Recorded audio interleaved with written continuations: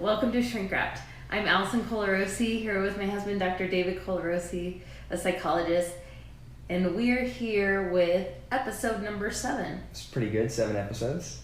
Not a fuss or a fight, ever. It's 10:30 at night right now, and we're trying to get this in because I think it's been over a week since our last one, and we're committed to doing it once a week, and we've been slacking. So late night, date night. Yeah. This is how we do. Yeah, and we were both really excited about it, right? No one wanted to go to bed. I like to sleep at 8 o'clock. So this is episode 7, and we're going to be discussing the goings-on of today, as well as answering listener questions and my own questions. We had a big couple. Oh, I jumped in. I'm supposed to say, hopefully you enjoyed these shrink wrapped episodes. They're longer now, and we've turned it into a podcast. So if you like them on YouTube, please hit that like button if you haven't already subscribed. And check us out anywhere you get podcasts. You can find Shrink Wrapped. And we've uploaded, I think, every single episode there now, right? Yep. So join us there too, That's fine. if you don't want to look at us. Although I will say I put on a special shirt just for this. So hopefully, right? Late night, date night. Thank you, honey. I'm wearing a dress. Okay. So, do you want to talk about what happened this week? I'm trying to think the last time we did this. But I went on a big trip. I think we talked about it. I went on a big trip to Yellowstone, a fishing trip, which was 6 days. Came back, was here for, I think, 2 days. Mm-hmm. Flew to California. We live in Denver. Flew to California for my brother's wedding, which I was nervous about in COVID times, but it went off really well. I don't believe anybody got coronavirus, so I feel like we got away with something. So I flew out there, went to the wedding, which was wonderful. Happy I did it. It was beautiful. So then I flew home, and then 3 or 4 days later, we drove back out to California with Allison and the kids. After you got tested. So I came home, got tested, and I got the immediate results, didn't have COVID. Then we drove to see Allison's family in San Diego, and we had a whole week out there. It took 20 hours to get to California. Yeah, with a 2-year-old and a 5-year-old, that's a rough drive. I think we're heroes. I like that, yeah. I think we're superheroes because most people would have folded like a beach chair. I got that criticism, so we'll talk about that. But we did not, so we made it. So I would say, what do you give the trip in total? I thought it was an A. I would do it again. I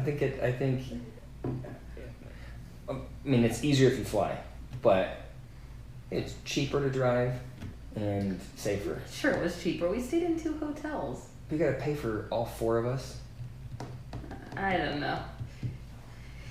It may have been. We got into a car accident on the way there by a unlicensed, uninsured driver. So that was fun.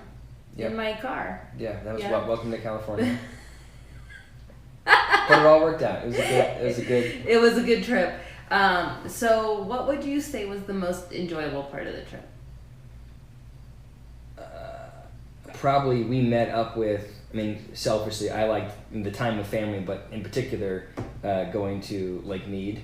And we met up with my brother and his wife and went to Lake Mead. And then we went to one of the rivers that flows out of Lake Mead, which I thought was a blast. Yeah. Those 2 days. That was fun. It was unexpected. Mm-hmm. Yeah, that was fun. I liked that. We did tie-dye on the beach. We played, probably my favorite part was playing soccer with your family. And the political debates I really enjoy those, so that was fun.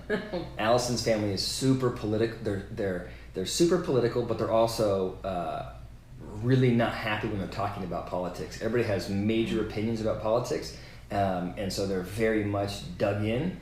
And so it's like the most political family that doesn't talk about politics. And every once in a while, just once a year, we find a way to have a political discussion.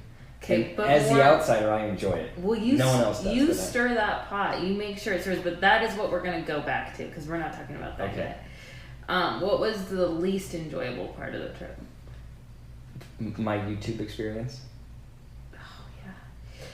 So I don't know if you subscribe to David alone. His pop psychology channel, it's amazing. He talks about all This is the channel. Oh, I mean, but the one where you talk about current events and psychology. He recently talked about, what's his first name? Bryan Callen. Bryan Callen, who I don't know who he is. He's not my cup of tea, I don't think. But David made a, I think what is the? It was a your click. He made your click. He made a click that people were offended by. I made a click. Your icon for the. Oh, okay. People, I got criticized because my thumbnail was clickbait. Yeah. I made a click. All right. Bryan Callen is a comedian. I'll just give you the kind of 30,000 foot overview. Bryan Callen is a comedian that I happen to like. And like a week and a half ago, he had 4 different women come out and criticize him of different types of sexual misconduct, ranging from rape 20 years ago to having an affair with the woman and sort of talking about rape like it was okay, and everywhere in between. And so I thought, well, this is a good opportunity. This is trending. This is a good way to sort of diversify my audience. So let's talk about Bryan Callen. So I did my first video, and if you think about my channel, what I'm doing is talking about modern events, but using those events as a launch pad to talk about issues in psychology. So I was like, well, let's talk about kind of how sexual assault happens, because I don't think that every person that engages in rape would ever think of themselves as a rapist, right? Very few rapes are the guy that jumps out of the garage or jumps out of the bushes and attacks somebody. It's usually acquaintance rape. And the acquaintance rapist, if you ask that person, are you into rape? They would say, absolutely not. But they get themselves in a position where they engage in this horrible behavior. So that's what I wanted to talk about. And my thumbnail originally said, I think it was, why did he do it? And I posted it and I went to sleep and I wake up like 4 hours later and I had like 300 views, a lot of them negative, thumbs down, and people just blasted me for the clickbait. The internet hated him. So I changed the thumbnail and then it said, how could he do this? That did not slow the tide of negative reviews. You still have haters. Most of your haters just don't watch your video though. They just hate. So what's really annoying is you can look, if you have a YouTube channel, you can see how long someone has watched your video. You can see what the sort of average view time is. And the average view on that video, which was a 6 or 7 minute video, was 2 minutes. So all of these people had seen my title. They were all fans of Bryan Callen, because I did make the mistake of posting that video to his podcast Reddit page, because I knew I would get access to his fans, and they were freaking pissed. I have never experienced that kind of online bashing. Now, do you feel what like other people feel that get online bash, or why I got ghosted? Okay, let's look on the spectrum of Dave Hollis doesn't want to be your friend anymore versus somebody that doesn't know me telling me that I'm a clout chasing quack, or that I am that you fold like a beach chair. So then I go one day, I'm like, you know what? I'm not going to care about the code. These people don't even know who they're trolls. I don't care. And so I waited like 24 hours and I go, screw it, I'm going in. And so then I go in there and I spent, and you and I had a conversation about. I would say that when you didn't ask me the best and the worst part of my vacation, and I would say this was the worst part of mine, just so you know. Okay, so. Hey Al, what was the worst part of your vacation? You answering trolls all day. Well, I'm sorry for that. And I wouldn't, in retrospect, the better me would not have done that. But like, it was just so hard. I think I've got 350 negative comments. You should go look at the video. You don't have to watch the video. Just look at the comments and you're going to go, oh my God. I mean, it is like the underbelly of the internet that attacked me. So I couldn't help but try and defend myself, which didn't get me anywhere. And then there were women, one in particular that was like, what the hell are you doing? You're folding like a beach chair, which I think it's poetic. It's my favorite line. I'm going to use it all the time. So people were really upset with me for that video. So I go, well, I'll wait, and I'm going to do another video that will be the sort of other side of it. I'm not condemning or, removing blame from Callen. I just said I'll use that same scenario and talk about, well, what would the psychological impact be if someone were wrongly accused? And I did that video, and I thought that will make things right. It did not. People were also pissed at that video. And that same woman who said I was folding like a beach chair said that I was pathetic and still folding like a beach chair for my second video. No one thinks I'm a psychologist. I mean, it was like, it's been, from a YouTube standpoint, not so good. I think the net, I think we need to sum that up as lessons Well, why learned. don't you, I have a question for you. How would you handle that? Oh, I would not. Please don't ever do that to me. Well, so what do you do? If this is you, and these are ad hominem attacks about you. It's not about your content. It's about you being a crappy person. How do you handle that? Well, I would not respond back to them, by the way. Really? Because for sure I would have a typo. So, yeah, I wouldn't respond. Because I feel like, honestly, they took so much of your energy and time, and they literally put 1 second of thought into it. So they won, in my mind. But if I don't respond, then I'm just pissed all day because this moron feels. But then let's go back to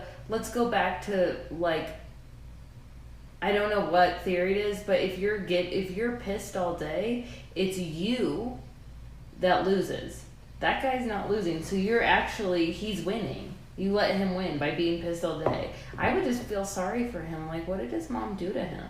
That's good. That's good. I'm not there.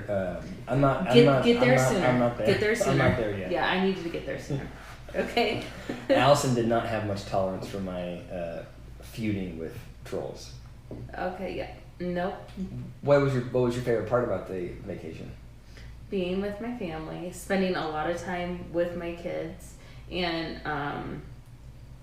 hearing my 2-year-old sing Frozen. I didn't think that was a thing, but he knows all those words. Yeah, that was fun. So it was a really good trip. So then, okay. Driving 20 hours and being on a trip with kids. It's not a vacation. How do you make it feel more of a vacation? Because it seems like a lot of work the whole time. Yeah, I don't know. I'm not sure. I mean, I'm just making your answer is gonna be better than mine. I don't know. Here's what I would say is I think we have to give ourselves the pass. Like, if I think about the amount of time that those kids over that 20 hours spent with some kind of electronic in their hand, it wouldn't be a flattering number, right? But I also think that there are times when we have to say we just got to survive and make this as enjoyable for everybody in the car. So let's do this. You know what I mean? So I think that usually we're pretty intentional about limiting the amount of screen time the kids get. And I feel like one thing that we did well is that you and I didn't have any discussion about, hey, they've been watching for an hour, let's remove the iPad. Like, we let them do what they wanted to do. Mm-hmm. I thought. Yeah. I thought that was good. I thought it was good that we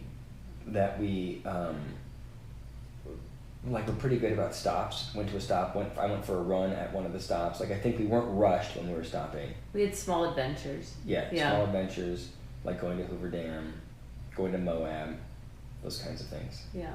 What do you think?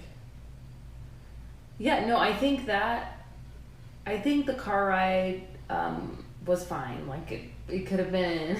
Well, how would you do it differently? I don't know. I think we think of a vacation with kids as a trip, not a vacation, because it's not really it's a family trip. Yeah. It's a lot of your on time, because when you have littles, like, you're worried about them drowning. My 5-year-old thinks he's a good swimmer. I don't want to be here, but he's not. And so the whole time you're like, you have to be hyper vigilant the whole time. So you it's mean like not, at Lake Mead? Lake Mead, the pool, like, I feel the ocean. And then the 2-year-old is just kamikaze. Yeah. Won't wear his floaties. But back to the trip, though. How would you do it? Anything that you would do differently?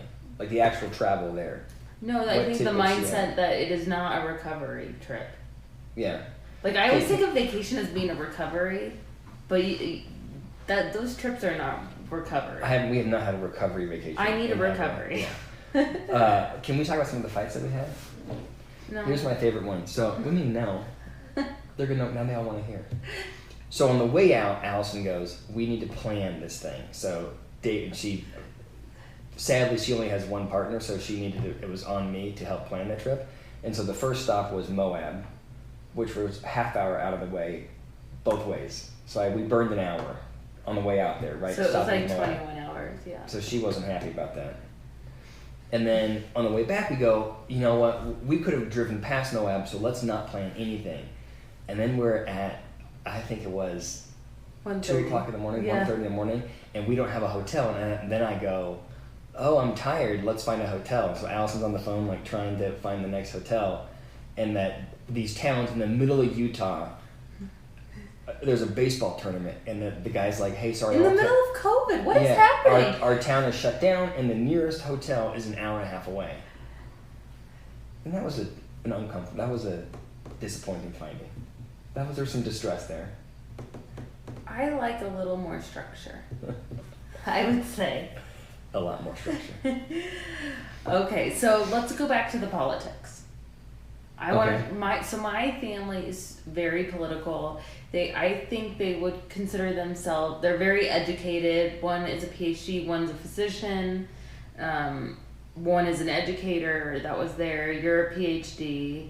I have a master's degree, so like heavy education. And your twin? No, he wasn't there. Oh.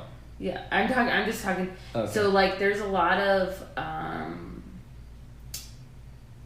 opinions, and my family thinks of themselves like, I would say, like the alphas. The opinions. There's also ego there, and I'll take my part of that ego. You are in it. Yeah, you are one of the alphas. I would say my oldest brother is an alpha, and my dad, and then my brother-in-law. Your brother-in-law wasn't there. I know, but we weren't talking about he just will text about it. Yeah, he'll text. You'll see this, okay? So it's heavy. So like, David likes to bring up politics because David thrives in that environment of, or you like heated debate. I don't like to sit down for dinner and talk about nothing. So like, for me, if it's an emotional if there's energy behind the conversation, then I enjoy it. But like, talking about, the best way to cut a watermelon is understimulating. So I like to have a, energy.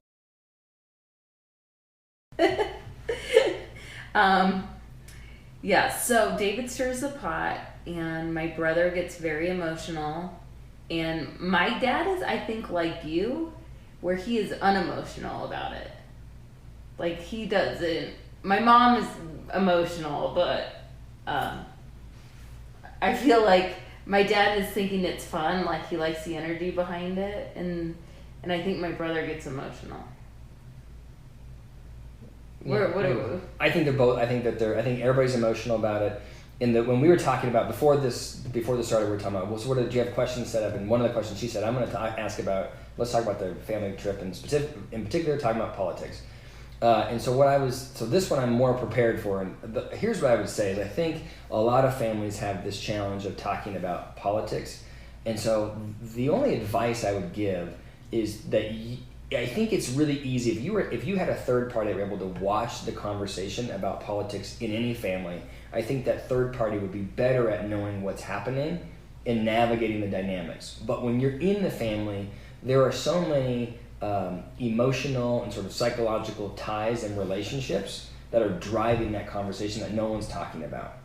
And your job, I think, to effectively navigate that environment if you're in the family, right? So if it's my family versus your family, it's harder for me to navigate it objectively when it's my family versus yours. Yeah. Because you have relationships with your brother. You look up to him in a lot of ways. You look up to your dad in a lot of ways. So I think it creates stress for you that them having tension. Yeah, I have to run away. I can't be part right. of So it.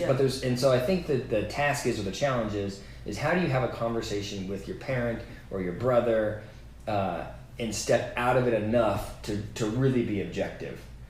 And here's the trick: is everybody thinks that they're objective, but they're not objective. Everybody thinks that their mindset is the clearest, and it's from the outside, it's obviously not. And so the more you can, it's a difficult thing to do.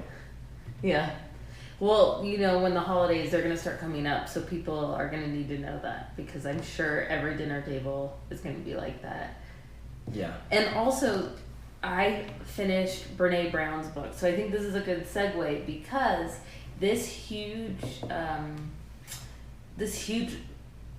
don't know what the right word I want to say, but I want to say crevasse. Do you have a better word for that? Between the political sides is so big that what she says in her book, it's creating loneliness. Do you agree?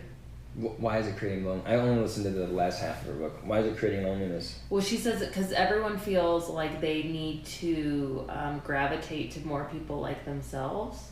Mm-hmm.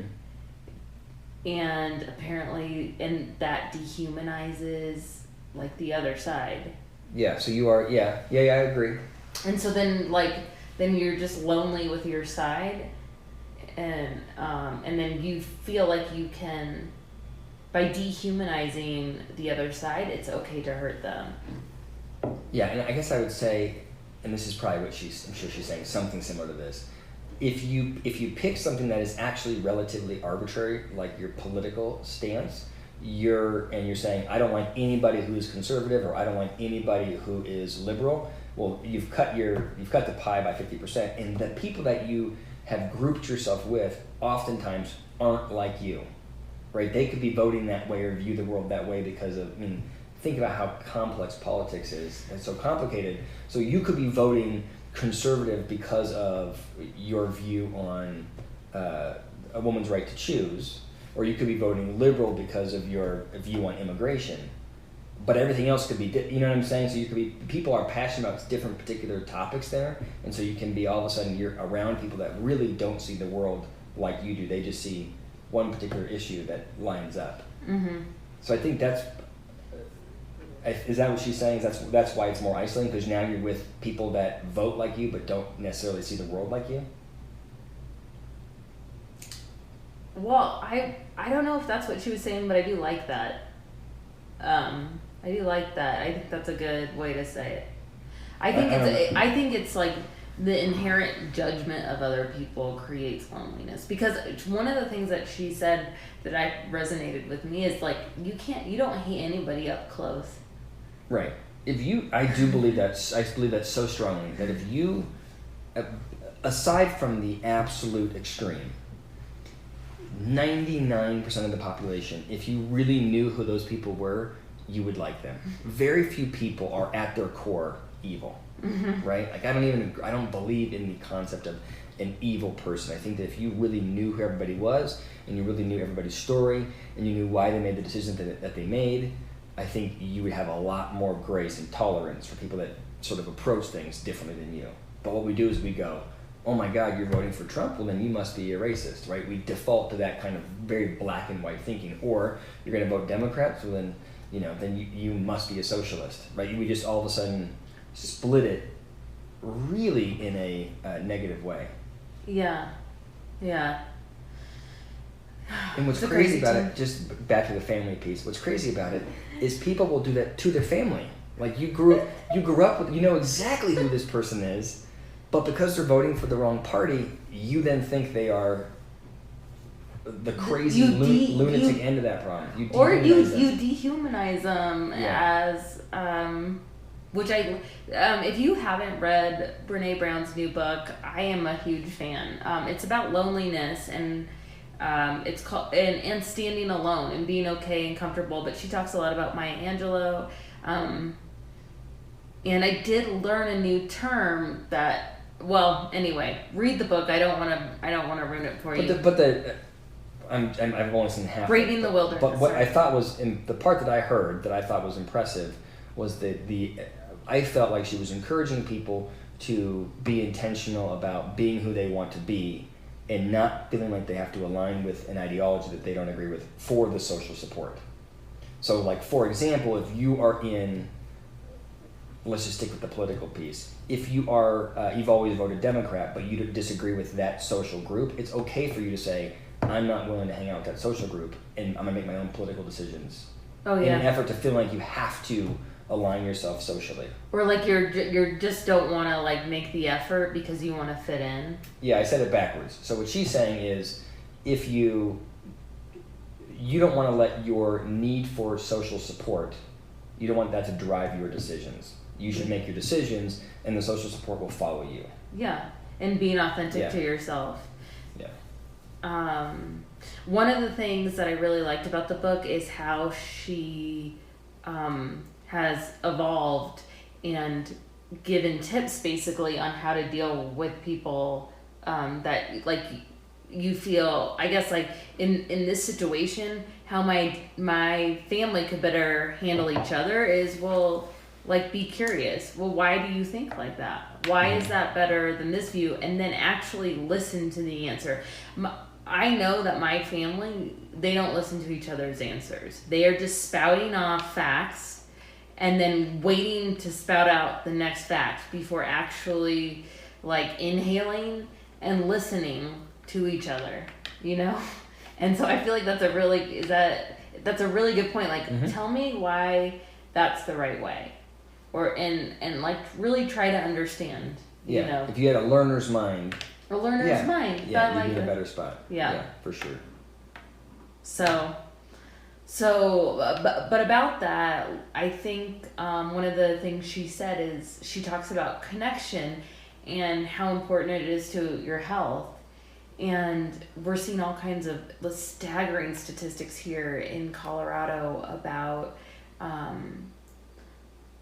heart disease and overdoses during COVID. And I was just wondering how if you had any ideas for people to build connection during this lonely time. So I actually think that it's both harder and easier now than ever. So it's funny, one of the things so I work in the corporate space with companies, and a lot of times the concern is, not a lot of times right now, the concern with all of my clients is, how do I create a healthy team environment in COVID? And the answer is always, you can do something like a virtual happy hour, or check in on some topic, or whatever. There are things that you can do, but the solution is not in particular to do a happy hour or to do a check-in on a particular topic. The solution is to be trying to find that solution, right? So whether or not that is a virtual happy hour, whether or not it's doing a virtual tie-dye session, whether or not it's getting ready for the NFL season and setting up a pool, whatever it is, you want to have things that groups of people are doing that forces them to be connected. Why I say it's easier and harder, it's harder to get that one-on-one time, but never before have people been intentional about trying to find ways to connect. So for example, if I think about my interactions with my college friends, I have not had as much contact with college friends. I think you also haven't had as much contact with your college friends as you have had during COVID. I know. Because during COVID, people go, oh my God, I need social contact. Let's be intentional about reaching out to our network. And so I think that, I don't know what the actual right thing to do to reach out, but I think at least your audience is more receptive now to reaching out. They have more time now to focus on that relationship. So in that way, it's a good opportunity. Yeah. In COVID. I was just thinking about, if you need a tip, this is my favorite thing to connect with people right now is if you have an Apple Watch and you notice somebody else does, you can always challenge them to exercise competitions. And it's motivating and gets you to move every day. And also bragging rights for couch, if other people want to be a couch potato. And you start talking smack. They have auto replies that are really fun. But I digress. Yeah.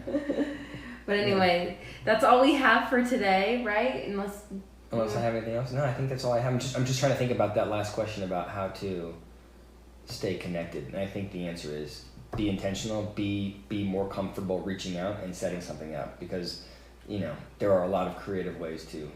Yeah. I have this great friend who is always coming up with things to do. We went rollerblading, I'm starting new hobbies. So yeah, I think it's so cool at the park. There are always groups of people that are, have their chairs staggered 6 feet apart. And I wonder, if this weren't happening, would those 6 people be getting together? Would they be as intentional about creating that time together as they were? But if you don't feel, so I guess the question is, if you don't feel like you have someone to get together to, what do you do? Are you just saying go do it? I'm saying it's a better time. I think there's more opportunity now to reach out than there was before. You know what I mean? I think a year ago it would have been weirder, not weird, but it'd been weirder for me to reach out to my coworkers at work and say, hey, let's meet on Friday afternoon and do Trivial Pursuit. Now if I do that, like that's what I just had a colleague reach out and say, well, I'm setting up this thing on the weekend, we're doing Trivial Pursuit, and all the consultants were like, yeah, let's do that. Right? That's more contact than I would have had, and it wasn't weird for him to reach out and say I'm doing Trivial Pursuit. But a year ago it would have been like, it's kind of weird. I'm busy on the weekend. You know what I'm saying? I got things going. It's a little bit different, so. Yeah. Well, if you guys have any tips on that, I'm always looking for better ways to connect. So please put that in the comments section. Yeah. And if you have questions that we can talk about here, that would be wonderful if you put them in the comments. Yeah. And like and subscribe. Thank you so much. Thank you.